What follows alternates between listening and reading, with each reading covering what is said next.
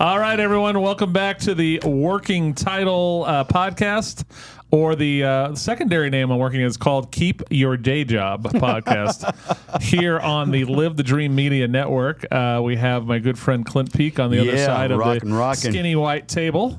And we're not skinny shaming the table at all. And then our good friend Dave Samorano is locking it down in the super control room. Good morning, David. Good morning, chaps. Love the Arizona logo there in the back on the screen. What are you talking about? Right behind you. Oh, look at you. What the heck? Who put that on there? Did you want something else? Was Anapon in there? Did he? No, that is really strange. You're waiting for election results. Okay, I know. sorry about that. What state would you like on there, David? I'm thinking some Tennessee would work. He wants the land of enchantment, New Mexico. I'm going to lower my seat a little bit, so we'll really look crazy in the room. Have you ever had green chili pancakes in New Mexico? I have not. No. Okay, dude, you got to do it. I don't remember the name. I'll try to figure it out, but I had some really good ones in Santa Fe. Very nice. Yeah. I was in Flagstaff over the weekend doing a few days in the mountains, and there's this place called Mama B's. Used to be called Mama Burgers, right by Flag High on the road to the Grand Canyon and Snowball. We did a little hike up at Snowball, went there, and they had an amazing green chili burger. Very simple, good homemade patties. So I love it. It's like they have 6 burgers. They have a make your own, but it's $7 for a burger, $4 for a side, whether it's a big thing of fries, tater tots, or sweet potato fries, and then $6 for a homemade ice cream milkshake. That's it. Beautiful. Sat on the patio, looked at the mountain. Beautiful. Living the dream. Living the dream. It was living the dream. Hey, we want to do it one more time. Shout out to Mayor Ed. Happy birthday, Ed. Happy birthday, Ed. I can't wait for you to buy me lunch on our election bet. Yeah. Wink, wink. So that leads us to we're coming out of the Arizona primary results. Yeah. We know most of the races are where they're at. And so, Clinton, what did you learn? So we went through state level. We had some county stuff. We had, of course, the great town of Marana, our town where we live, which is Oro Valley. Yeah. Well, give me like what Jerry Springer looks at camera 3. Yeah. What did we learn? Yeah. What's our camera 3 moment? It's not so much what I learned, but it's sad that we just don't have as many people participating in the elections as we should. That's just my take. I mean, 20, 30%. I think Edgar, our friend Edgar, who was not victorious, by the way, we're bummed about that. But he said right here he said it numerous times, but I think most recently on Monday, 8% of the electorate elect 83% of the Congress. And he was talking about federal. I don't know where he got the number from, but it sounds about right based on what we see. So participation in this just sucks. And so if you're the powers that be, both parties, you're cool with that. Oh, absolutely. Right, because what's happening is you're spending more money you're getting more money, you're getting more votes per dollar. Yes. It's spending you're spending less money to. But if you're not in that 8 and 8% of each side, which is kind of where the numbers drop, 20%, right? Maybe split between the two. Right. I'm not cool with it at all. So, matter of fact, I'm a little bit disappointed with my neighbors for not taking this a little more seriously or more involved. Although, and you probably get this too, I had numerous phone calls in Texas over the last 10 days. I was humbled by that, by the way. Where they want to know. I've got my ballot out. What am I doing? So I do on my blog. I have my voting guide. I went back and double checked it, and we checked the boxes. We pushed about 700 people access that over a 23-day period for some help on that, which I'm honored and humbled by. It's humbling. So here's the thing. So my good friend Congressman Schweikert, comes on the show, and he is one of the smartest, wonkiest guys in Congress. I know where you're going. Very reasonable. But he said that we were talking about the big race, the big presidential and what's coming up in November. And he brought up a phrase that we have to start getting into our brains now, persuadable voters. Right? What both sides have their cults. Right? There's that MAGA purity cult on the right side, but on the left side, you got this leftist thing. And that's what we learned in the Edgar race, right? With this Jen Allen winning 54% of the vote, and Laura Conover, who's actually America's worst county attorney, smoked Mike Jetty 66 to 33. And they called it within 15 minutes. Yeah, just smoked him, right? And so what they both have these there's a leftist purity and a rightist purity. Yeah. Right? Jen Allen can't do the job. Yeah. She spouts off every lefty piece of crap thing ever. Yeah. Union, abortion, things that have nothing to do with the job. Exactly. Right? She just spouted off, and then if you're a Democrat who somehow took money from a Republican business owner, because you're really worried about your business and the way things are going, you're now a Trump cultist because you took money from a Republican. It's very, very weird times out there. So David brings up persuadable voters. So Clinton, I'll ask you this: moving into is this guy a telemarketer or my mom? I'm not sure because Clinton, rolling into this election coming up in November. What percentage of the people that are going to vote, which in a presidential year could get up to 50-ish, right? Would you consider are still persuadable? And there's no right answer here. This is really. I'm surprised. I've set you up with these questions before. This is not a setup what question. Surprises me is that at this point, because I know we've got a new entry from the Democrats, but it's almost retreading the old. Oh yeah. That. It's taken, but here's what I think. They've changed the soundbite. It's one guy went like this. You know what I do think, Chris? Yes, sir. I think the percentage is about 10%. Could be right. Maybe roughly in there, maybe a little more, maybe a little less. But here's what it proves to me: most people, and I think the reason is they're just locked into their own world, whatever that is, feeding their families or whatever. They're just you and I pay attention to this like all the time. Not that we're political.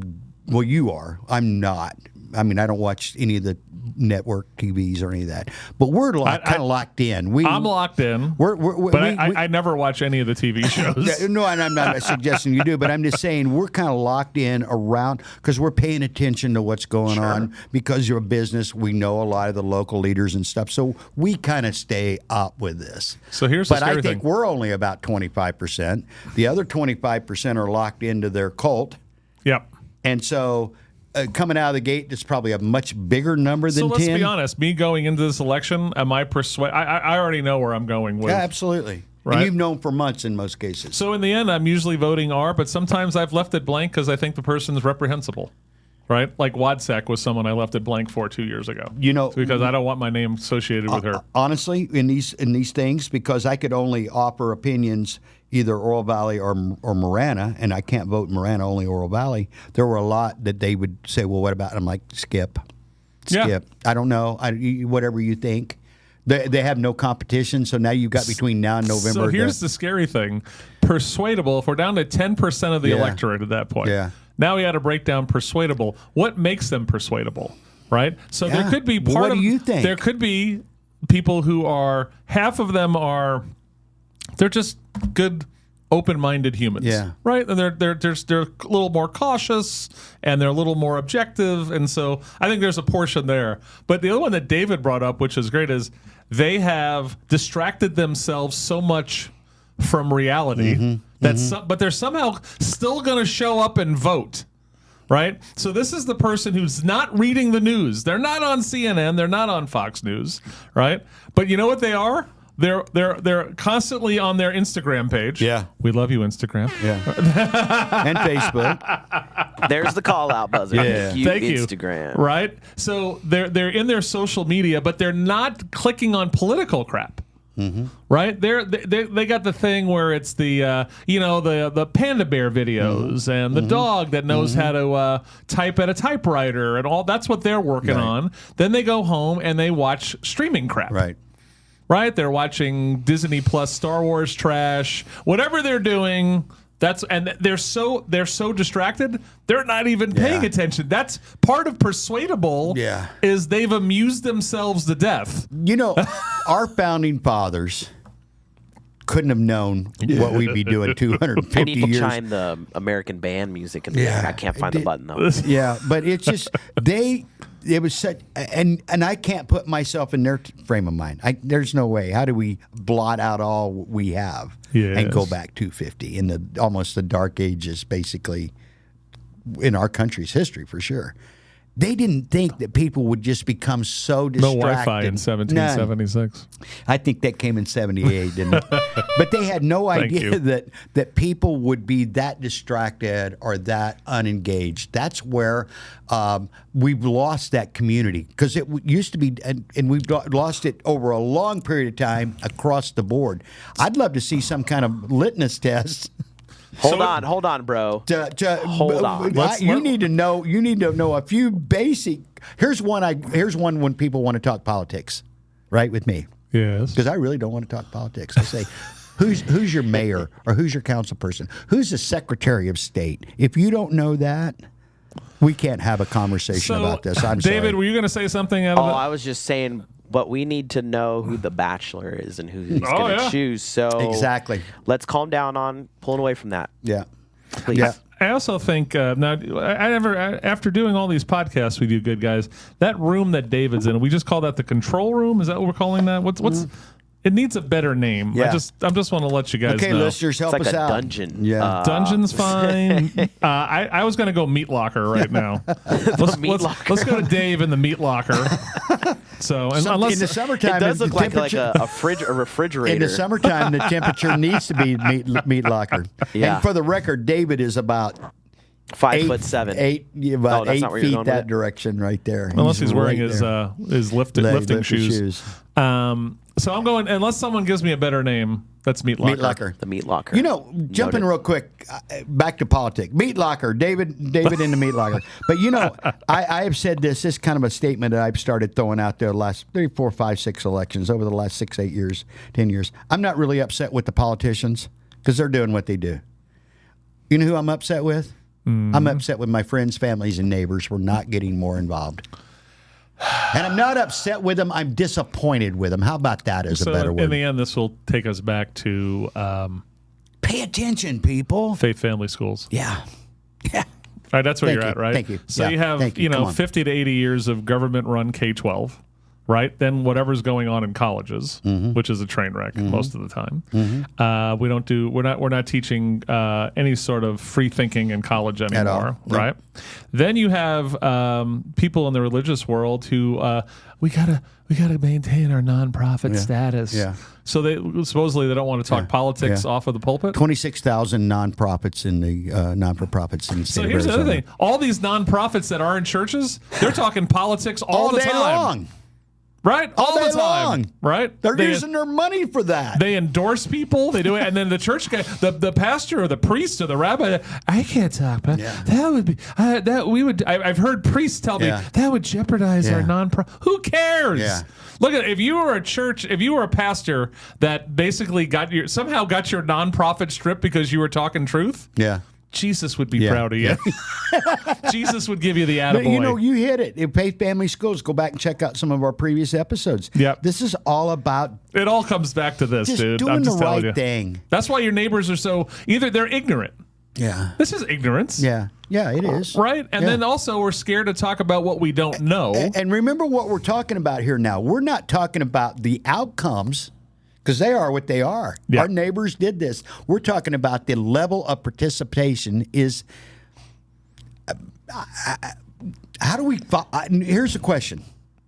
How do we fix this? Because it's progressively getting worse and worse and So worse. let's say- At some point, we're going to have 10% of the Let's population say we electing had everybody. an unbelievable blockchain-based secure way of voting from your Okay, phone. I'm digging it. Right, so while you're sitting on your toilet playing PlayStation and having Grubhub throw the burger against the wall Yeah. for you to eat later off the ground, I'm digging right? that. Do you think the idea that if we could make it secure, that you could vote on your phone, do you think Do the you? number would go up? Do you? No. I don't think it will either. Because most people, at the end of the day, just don't give a crap. Yep. That's where you're at. And that's why people like, I'll throw two names out. Different parties, by the way. The Juan Ciscomanis and the Edgar Sotos of the world are refreshing to me because they truly want to work with everybody. So Juan was named the most bipartisan congressperson in the Arizona And delegation. caught it from both sides. Well, he really caught it from his own party. More than the others, but they threw it at him too. And it doesn't have anything to do with voting. It has to do with co-sponsoring of bills. Exactly. Okay. Right. And I mentioned earlier the number of people that called me and texted me over the last few days. You know Yes. what they all said? Every person. Where's my chili dog? We'll get to that soon. Every person said when I mentioned that, and I was waiting for their response, just waiting, 100%. 100%. 100%. We need more of that. Right. Right? So- that's the response I was getting. Now, granted, it's a small sample size. In the end, and then we'll wrap up this segment, is we'll fix everything. Long-term faith family schools, right? Yep. Short-term is going to be true term limits, and every race is bipartisan. Sorry, nonpartisan. Nonpartisan. Now, the parties can still have they can do everything they've always done, except they're not automatically D or R on the ballot anymore. Yep. So I saw it in Oro Valley, the place where me and Clint live. And so we had Elizabeth Robb and Tim Bowen, basically our two huge no-growthers. Tim's an incumbent for the last 4 years. He's been on the council. And what happened was Oro Valley voters, I don't agree with all your NIMBY crap all the time, but they do pay attention. Yeah. Okay? And what happened was Elizabeth Robb was top with our girl Mary Murphy, right? Right. It was the top three get on the council. There was 4 candidates. Then our boy Mo Green, right? Right. But Tim Bowen, who co-ran with Elizabeth Robb as a no-growth candidate, came in dead last. So how does that happen? So first and last on the same basic ticket, for the lack of a better way. Nonpartisan, first and foremost, you have to think a little bit. David, I just sent you a picture. If you get a chance, I want to show that up, bring that up before we get done. Wow. So no problem. So you use your phone, you send it into the meat locker, and then the meat locker sends it out to the TV screen. See, and that's how easily we could do this if we got this, if we got the blockchain down. See, right? That's how we could do this. I sent him a picture, and there's a reason for this. If you can, I don't know if you get a chance to bring it up. Whoa. Get I'm that not that fast. Get that chili dog up. Yeah. Hey, you know what? Breaking news. We keep talking chili dog. Shameless Copper pluggers. Creek Cookies and Fresh Catering, at the urging of David Samorano from the LTD Meat Locker, we're going to launch a chili dog. All right, here's to your our picture. menu. Okay, there's a picture. Now, what we have right there, ladies and gentlemen, is an independent, a Democrat, and a Republican, or an RID, RAD, okay? Or DAR. Or dairy. Sorry. But the cool thing about that picture is, look, there's three different, and yet all of us, nobody got hurt. Everybody's smiling great big. And we were talking about what you're talking about, the nonpartisan and term limit situation. That's the short term is nonpartisan term limits. And you know what? I'm not going to, again, throw names out there because it doesn't matter who I voted for. Some won, some lost. More won than lost, by the way. Yep. But there were a couple of people that were hard-nosed for me because they opposed term limits. Yep. I mean, hard-nosed. There were other reasons not to vote for those people, but when I realized, thanks to your information, they were hard and term limits. It was like, no. Clint, in regards to this term limits thing, let's give the listeners and viewers some insight on what that means. Because we're saying the term, and what I'm learning from these elections is there's a lot of Can I jump in real quick? nomenclature that's not known, and I think if there were, there'd be more people voting. So what does a term limits mean? You know, my term limit, I used to be across the board. Now I'm not as much for the local side, for the local stuff, because a lot of times we don't have the same depth of bench. Right, you get where I'm kind of coming from. I'm not trying to wave on that a little bit, but you tell me if I'm reading this wrong, incorrectly. So our friend Mayor Ed, happy birthday. Yeah. He's been in office for 20-something years. No, way longer than that. But 49, 67 years. You know, right? He was born the mayor. He was the original mayor of Deadwood in the. But it's the idea that you'd say if you had a term limit, Ed Honey wouldn't be here today. Long time ago. Right? Right. But in the end, Ed is a rare freak of nature. Exactly. Right? Most of them suck. Yeah. And they need to be gone in 8 years, basically. Yeah. That's where I'm at. So for me, if it's a 4-year term, you get 2. Yep. If it's a 2-year term like Congress, you get 4. I'm with you. Right? Yep. Congress, U.S. Senate at 6, 2. Yep. Right? And that's where there's that's- also I'm none of with this switching crap too. Okay, so like in the state senate, they have term limits. Yeah. But what happens is you can go back, and you'll from the Senate, and you go, I'm going to run for House now, and that's now moving. You have a whole new term limits that start, so you can be in the legislature for 12 years Yeah. and maybe come back and switch again. Yeah. Right. And so, See, I'm actually okay with that to some degree, but once you've filled your term in that particular office, you mentioned Senate first. Okay, you're not going back to Senate. I You've just done want. your number. I think at the state Senate, you get because they're 2-year terms, just like Congress. You get 8 years total, and you're done. That's it. Have a nice life. Now, if you want to run as a legislator, if you want to run for mayor of Yeah, Marana or something, fine. go for it. You want to run for federal office, fine. So I actually one time, being the geek I am, took that person, and they're 30 years old, and I walked them through. They had a 40-year career by the time I was done. They just didn't hold the same office forever. Let me give you the counter that I've heard to this. All right. And then I'm going to tell you a conversation I had with a lobbyist on why you need to have term limits, but I'm going to get there.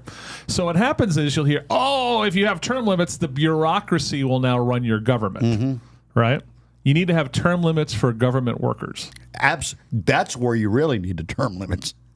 Right? It's bureaucracy. Right. So I'm first of all, there should be no public sector unions. None. Because whether you're a teacher or a Right. Fed or a postal worker, postal worker, I don't know if they're government, even though they're on. You know who said there shouldn't be any? What's that? The godfather or grandfather of unions, FDR, said public unions are a really, really bad idea. Because if for a union to be kind of a credible dynamic, right, they have to be able to negotiate in good faith.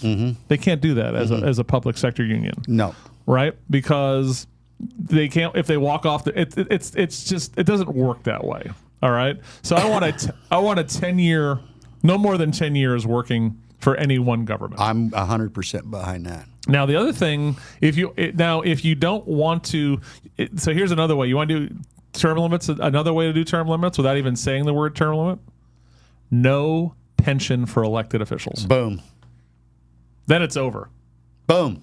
Right? Because there's a lot of people who run for Congress because we learned about this when Gabby Giffords got shot, right? Exactly. Is she hung on in the Bless her office heart. just a little longer because she wanted to qualify for her Exactly. pension. So literally, I think if you're in for 4 to 6 years, I think it's 5. maybe it's 5. I think she had to go to past the 5th year. Whatever that number is, right? You basically get that pension, Forever. the $180,000 a year, Yeah. plus all your Yeah. health insurance Yeah. for the rest of your life. Yeah. No. Right? And also like Pima County Board of Supervisors. If you didn't have a pension, they'll be gone in 4 years. Yeah. Hey, I got a statistic for you guys regarding the public sector being unionized. Yes, sir. This is per the Bureau of Labor Statistics. Yes. And as of 2023, this is the most up to date they have. The union membership rate of public sector workers is 32.5%. Continued to be more than 5 times higher than the rate of private sector Yes. workers. It's 6.0%. See, and that's just, it's backwards. So literally, if you're, everyone says, like Trump, I'm going to go drain the swamp, right? If you're going to drain the swamp, you have to kill public sector Yeah, unions. yeah. Just kill it. Yeah. Just outlaw them. I'm okay with private unions. Absolutely. Go for it. But I don't need Private company. Absolutely. So I always have this discussion, like Tucson Education Association, which is the teachers union, and TUSD, right? They suck for their members, right? So you would say, what's the goal of a union, right? It would be the best competitive wage Right. for what you're Right. doing, right? You're fighting for benefits as Right. part of that package, and then a safe place to work, Right. Right, like a good work environment, right? This is going back to the coal miners back in Wales, right? Exactly. Okay, Exactly. Well, TUSD is one of the most dangerous places to be a teacher, right? And at the same time, they get paid crap. So what are they doing? Yeah. Right? They're taking their union dues to play politics. Yeah. Exactly, You know yeah. what? There's a perfect example because we talk about this a lot, the education. The actual teachers, who I have nothing but empathy for, about 99% of them. There's a handful that probably I don't, but they're getting paid crap to be babysitters with nothing but strings attached and golden handcuffs. And really, unless you're a leader in that organization, You're getting crapped on every day. So what I've learned about teaching, it really opened my eyes more when I was on the board of the Lehman Academies, right? And when I was there, we built the first 4 or 5 of them, right? But every 6, so at the beginning of the school year and around when we come back from Christmas break, this church up here on Cotero and not Hartman, maybe Camino de Oya. It's that big one there, that huge church on just to the west of Hartman, east of Hartman. Oh, sorry. yeah. New Life? Whatever that one is over I there. know which one you're talking so about. we'd always it's go New there Life. with New Life, all these teachers. And I'd sit there and they have lunch and you have lunch with them and you talk. And I'd always ask them, why are you teaching with us? Because a lot of them were moving from public schools and they were, so to come to Lehman, they were coming off of the state retirement program and going to a 401k. Right. And some of them were taking a pay cut. Yeah. And I said, why would you do that? And they always said, it restored my love of teaching. Yeah. Right? Because working love at what a I do. TUSD or a public school, they take away the control of the classroom from you and they just kill teaching for you. Because, in a perfect world, we don't need unions. In a perfect world. We don't live in one. Right. Because here's the way I've never been. My brother, big union guy, Teamsters. Good for you. Right? I've never, you know what? If I didn't like where I was at or didn't feel appreciated, guess what I did? I just went somewhere else, got another job. My other unfavorite union, I love pro sports unions. Well, Major League Baseball has an antitrust. Yeah, I know. Because Scott and I were having this conversation the other day about this, and he goes, "Well, how's that happen?" I'm like, They're the only professional sports that actually has that. But are you kidding me? No. If we were Major League Baseball players, we would love that union, right? Because even utility guys get $4 or $5 mil a year now. So I don't like to always do heavy stuff with you on this working title podcast of ours. We occasionally do. So I want you to. I wanted to talk about, because this felt like a Clint Peak thing. Inspirational movie. What's an inspirational movie for Clint Peak? I got one. Hit me. I got one. And anyone listening out there who wants to comment on all the interwebs, This please is a let us really know. good movie. As a matter of fact, let me set this up. We actually did. Is this Porky's too? No. Oh, I'm You sorry. know what? Well, really, to kind of throw that in the light. Horn from the meat locker. Hey, Godfather those were inspirational, but really the most inspirational movie I've ever seen was The Founder Wow. with Michael Keaton, and we did a field trip. Didn't tell anybody what we were doing. I had everybody meet us here. Who's everybody? We had David and Okay. my wife, and there was a handful. There The was, LTD / chili dog yeah, conglomerate. the LTD, yeah, exactly. And they didn't know what we were doing. I just said, mark this date on your calendar at 2:00, whatever time it was. And I went over to McDonald's here and bought a bunch of cheeseburgers, fries, and Coke. Brought them over here, and we all ran up to Harkins as a group for a matinee and watched it. And I've watched that. My kids know that. That was actually the first and only movie my mother and I ever went to together. Why was We it were open inspirational night. to you? I loved the story. They were fairly accurate. They showed a guy that basically just started from the bottom and worked his way up. Screwing the McDonald's brothers out of their... Well, it wasn't as harsh as that movie made. I admit I did my homework. A lot of that, Ray Kroc wasn't the most cuddly teddy bear kind of guy, but they went out of their way to make him more harsh than he really was. There was some stuff in that movie that I'm like, did that really happen? And nope, that didn't happen. That didn't happen. That didn't happen. And I'm like, why did they go out of their way? No, I like the movie. And then, of course, him and the whole idea of him... Then, and you know what? That didn't happen that way either. It showed him basically leaving this wife stealing one of his franchisee's wives. He did marry her, but there was a wife in between that. Did you know that? I didn't know that. He left his first wife because she wasn't supportive, and Ray Kroc was well in his 50s when this all went down. Gotcha. And the McDonald brothers had already franchised. Did you know, real quick to follow up on that? They had actually already franchised it, and he had to buy the franchise rights from someone else. So the McDonald's brothers actually screwed Ray Kroc first before he kind of forced them out at the end. And that whole thing about the percentage and stuff later, not true. Didn't happen. So the inspiration for you is entrepreneurial. Entrepreneurial. right? Right. And just keep plugging away. Exactly. And not let what would be yours? Because there's so many good ones, but I'm curious, what would is. Because there's so many good ones out there. I know this one's going to sound amazingly trite, but it's a Wonderful Life. Oh, that's a great movie. Right? It's such a great movie, man. I love that right. movie. And so the lesson is, right, it's not about the money in your bank account that makes you important, right? It's those lives that you touch by being a good human being, right? And so it gets lost sometimes because it's a Christmas movie, and I get it. It's a tough movie to watch because Frank Capra kicks you in the groin. Yeah. About George's life. Several times, right? by the way. Oh, I mean, he just, I talk about Mel Gibson in The Passion of the Christ, where he just letting you keep getting beaten over the head, watching it, and he doesn't let you go. Frank Capra does it in a different way, right? Yeah. All those missed opportunities in George's life, right? But then this whole thing happens where he understands that those little things that we do and the big things that we do that touch the people just in our own little immediate sphere is massive. So Edgar introduces me to a friend of his last name, Dan. I can't remember his last name right now. And Ed was here. Dan, and he used the word relationship. I went, hang on.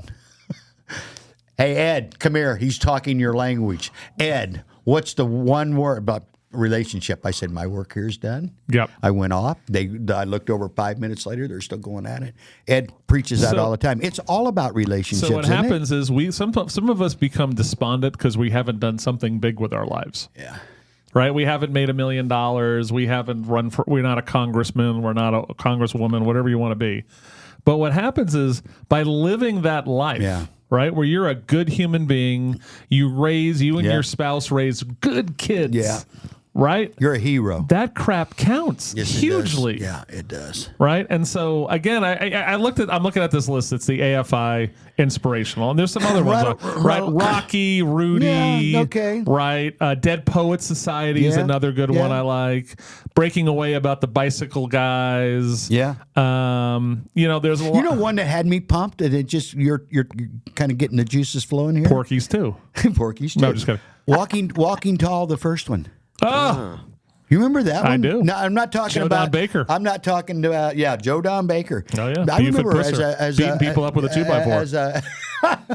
As a young guy walking out of the theater when that first played. I mean, I was pumped. I'm rooting for, as you said in your profile, you're an advocate, a stubborn advocate for the downtrodden, the small business, etc. Yep. Man, when you walked out of that movie.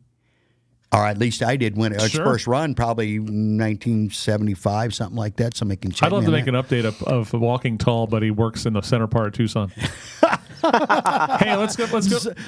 Zombie time. Let's go to the meat locker. Let's go to Dave. Dave, what's an inspirational film for you? Shawshank Redemption. Oh yeah. Mm-hmm.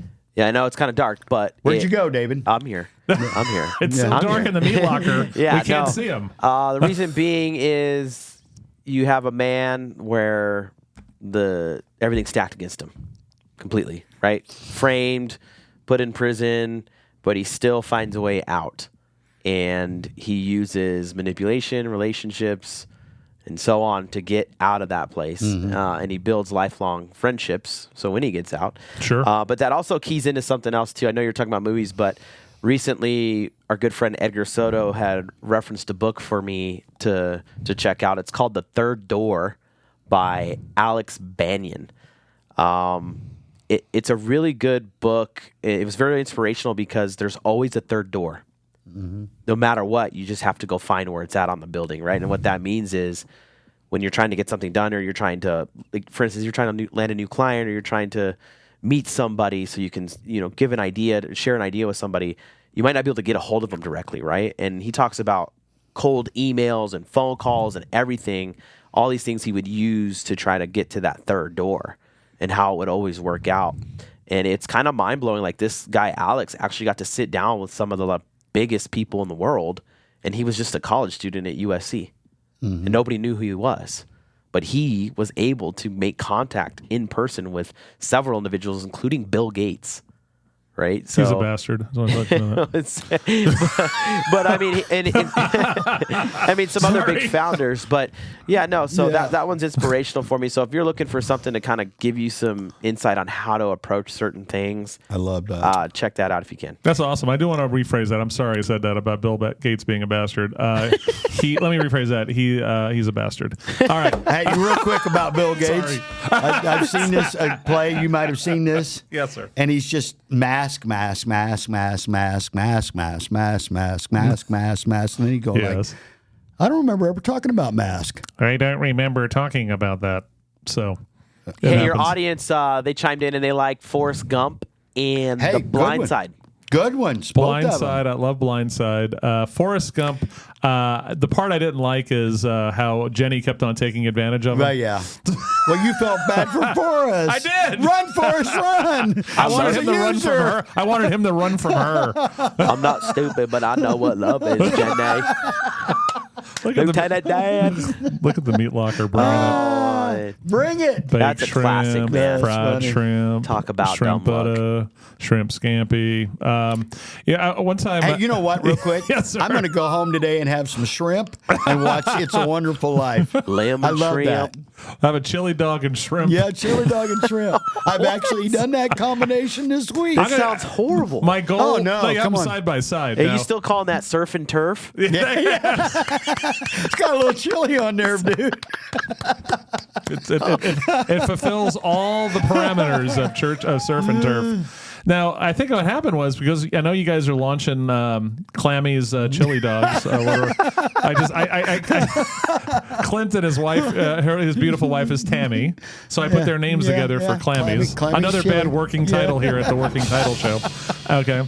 I gave you the rim shot there. Thank you. I said to myself coming in today, I'm going to mention chili dogs as much as humanly chili possible chili dog. before it's all Hey, over. they're pretty. I love chili dogs. When David came with that idea, David, you could have come with 1,000 ideas, and I'd have probably went. You know what? Yeah, they're slowly calculated though. So I used Yeah, I used to sling wiener back in the day at a place called Hot Dog Heaven.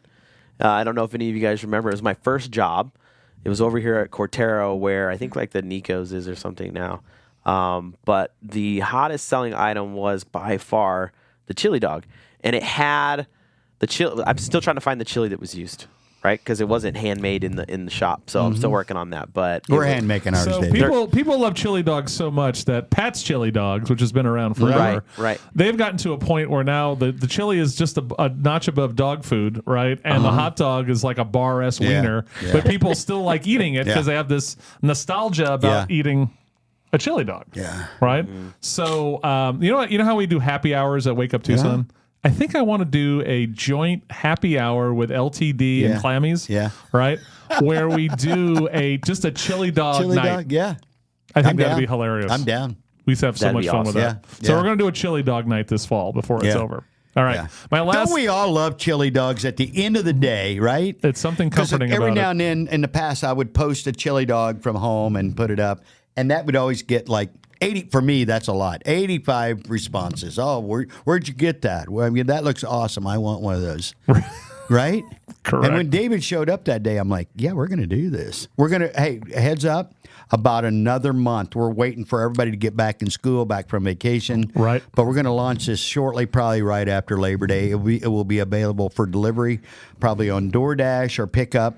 I've just got to recruit some younger Yeah. people to help me do this because, to be honest about it, I love all of you, but I don't want to spend 60 hours a week in the kitchen doing hot dogs. So if anybody's, I've got a couple people online, so I better not throw that out that might be able to help me with this. And full disclaimer: the chili is going to be a beanless chili. Yeah, I don't do bean. I agree. Yeah, you can do beans for anything else, but chili needs to be meat, sauce, right?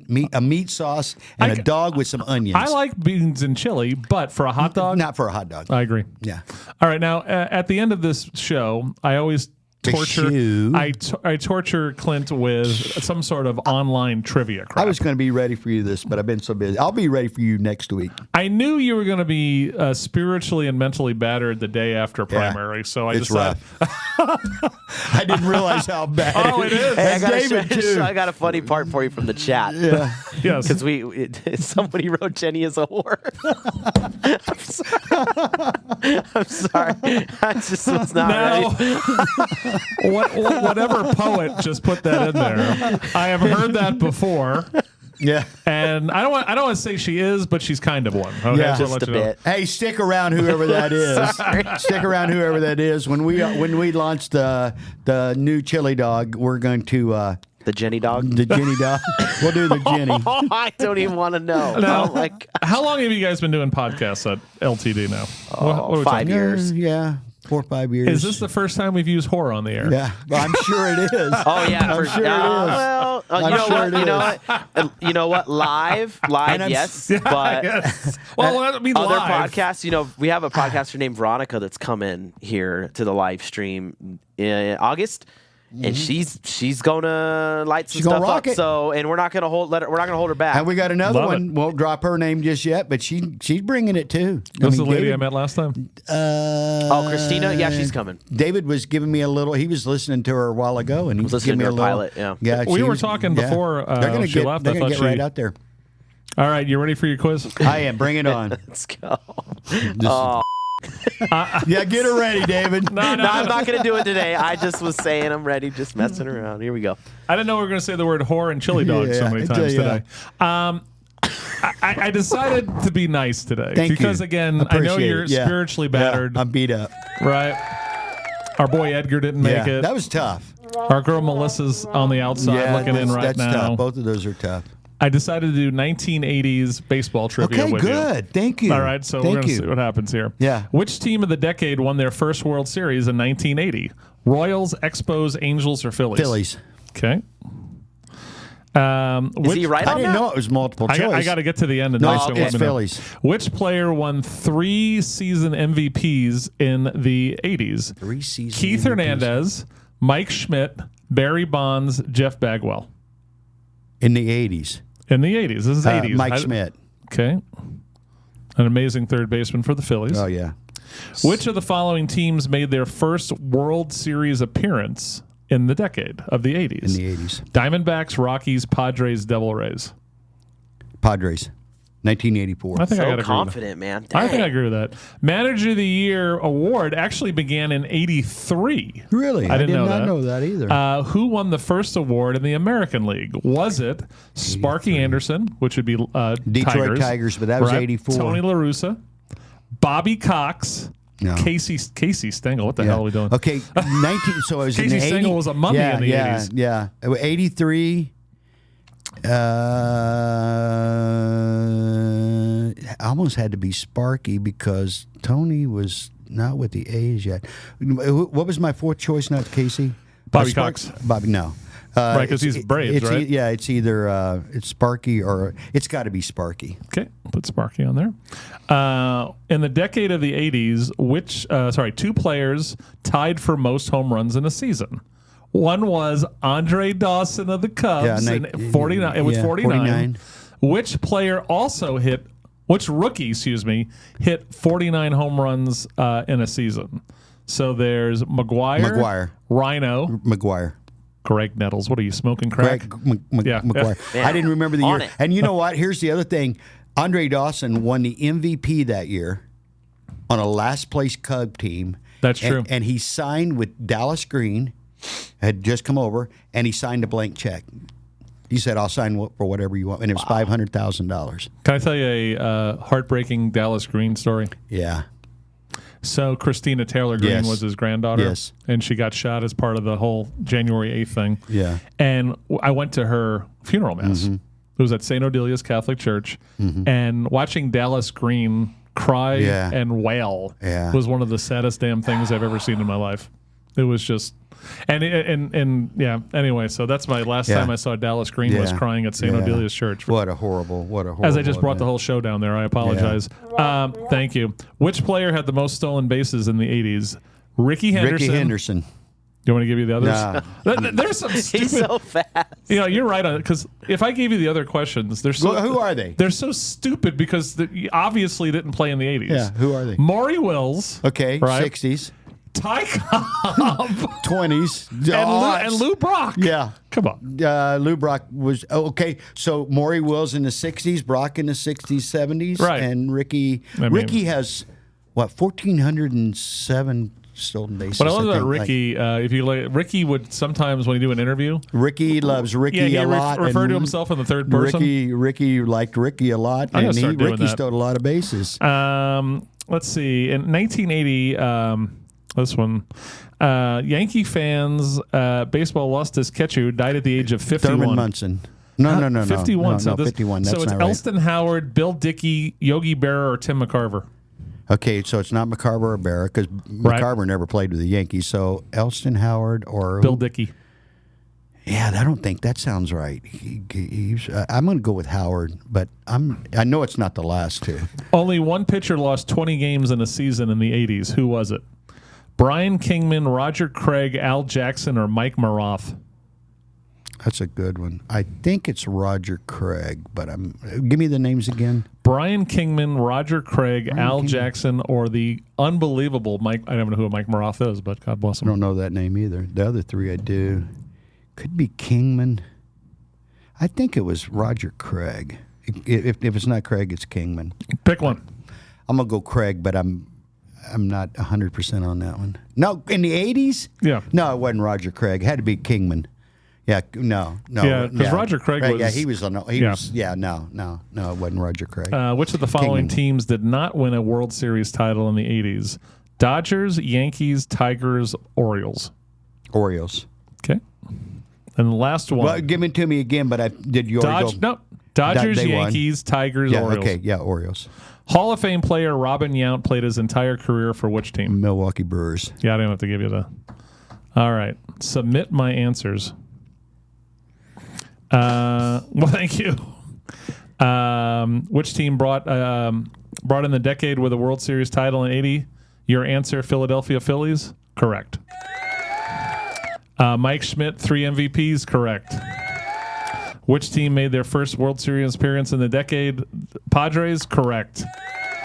Manager of the year? You said Sparky Anderson. Answer is Tony La Russa. Okay. Which we knew with the was White one of Sox. With the White Sox, yeah. Yes.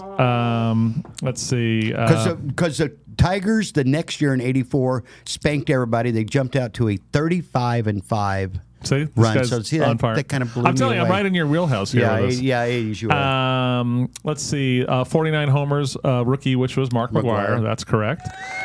Which player's most stolen bases? Ricky. Correct.